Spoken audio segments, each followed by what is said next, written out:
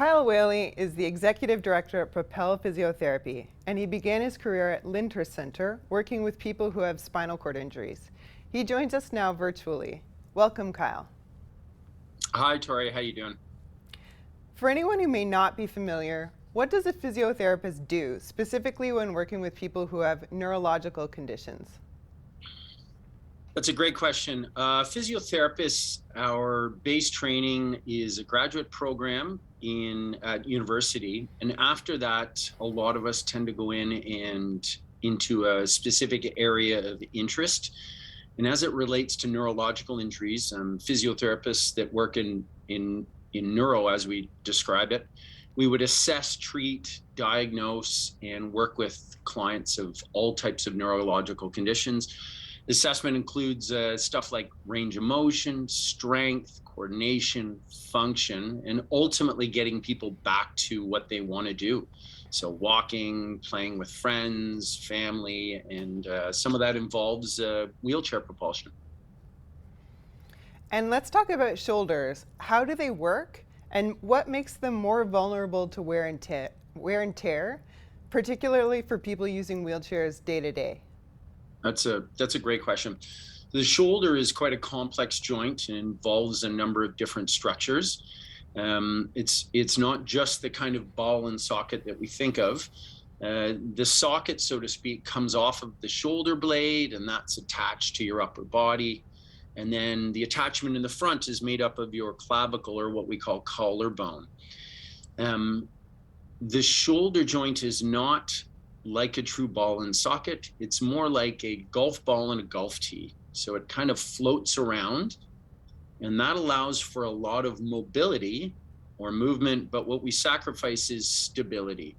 Unlike the hip joint, which is a true ball and socket, it's not a really stable joint. And therefore it can be prone to stress, especially repetitive stress. If we think from an evolutionary perspective, our shoulders are to function to allow movement and reaching for our hands, feeding, self-care, stuff like that. Our shoulders were not meant to move our bodies around like our legs do. Okay, so then what's the connection maybe between wheelchair fit and shoulder stress? So that's a great question. Your wheelchair fit has a large impact on the function and stress of your shoulders. So depending on how you're sitting in the wheelchair, the alignment of your upper body or trunk may be leaning back, forward, or rounded and slouched to one side, left or right.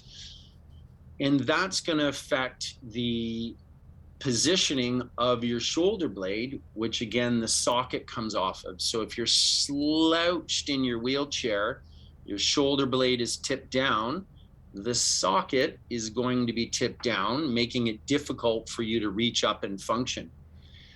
And then the big thing with positioning in a wheelchair is, where are the wheels? If you're a manual wheelchair user and the setup of your wheel is quite far behind you, you're going to have to reach back quite far to access the hand rim and push yourself forward. That's not going to bother you a couple of times, but over time and repetitively, that can be a very stressful situation on the shoulder. Mm-hmm. So it comes back to the amount of times you're repeating a motion. That does have a large influence on it, definitely. And therefore, if you're going to be using your shoulders all the time, we really want to minimize the impact and stress on those to move yourself around. Mm-hmm. So when you're teaching wheelchair skills or transfers, what's most important for people to keep in mind? So the most important thing when teaching wheelchair propulsion and skills is really finding a setup, one in the chair, as we said, that's best for the client. People have all different types of body types and presentations after a spinal cord injury or any type of condition that gets them in a wheelchair. So we get a good setup, and then deciding on a wheelchair propulsion pattern that works best for them. There's 4 main ones, and 2, the semicircular and double loop over, they're called, really shown to be the most efficient with the less stress. And then what we like to reinforce in the end are really uh, when you're in your chair, being mindful of the most stressful activities on the shoulder. And the big ones for me, those really include transfers. So making our transfers as efficient as possible. Pushing, really hard, really fast and short, choppy strokes can be stressful on the shoulder joint. Uh, Pushing uphill in high grades or angles often can be quite stressful for the shoulders as well. And lastly, not balancing rest with activity. If you spend all day moving yourself around in your wheelchair with your arms, you're going to need to take a break. I imagine that can be a hard thing um, to juggle when you think of, practically speaking, just living your life that involves spending all day for many people using a wheelchair. It's very difficult. Your arms, you may be doing everything literally with your arms. And you mentioned transfers, low stress transfers. What should people be aiming for? That's a good question.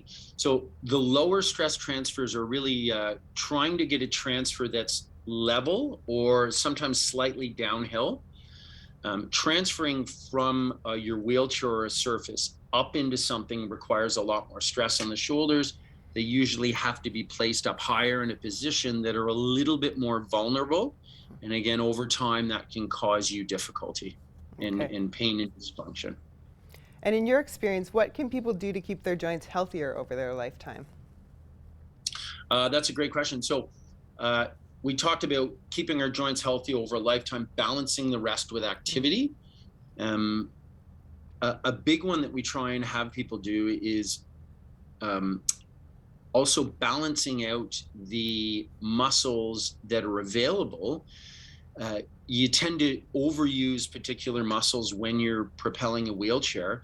What we try and do is set people up on either a gym program or a clinic program or a home program that balances out the rest of the muscles.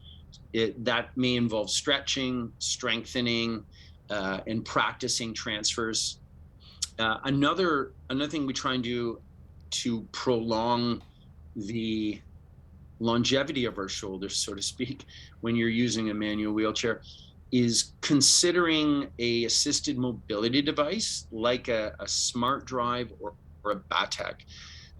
These are devices that are hooked onto a wheelchair, a manual wheelchair, either under it or in front of it, that really drive it like almost like a scooter at times. And I understand a lot of people are reluctant to do that. Nobody wants to seem more disabled or impaired than they already are. But again, you only have one set of shoulders. And if you think of them as having a lifetime limitation on them of X number of pushes, we really want to spread those out and keep the shoulders healthy. Thanks, Kyle. For people who would like to know more about what you do, how do they reach you? We're Propel Physiotherapy. Our website is propelphysiotherapy.com. You can find links to all our social media there. We have locations in Etobicoke, Pickering, and we do community-based in Peterborough.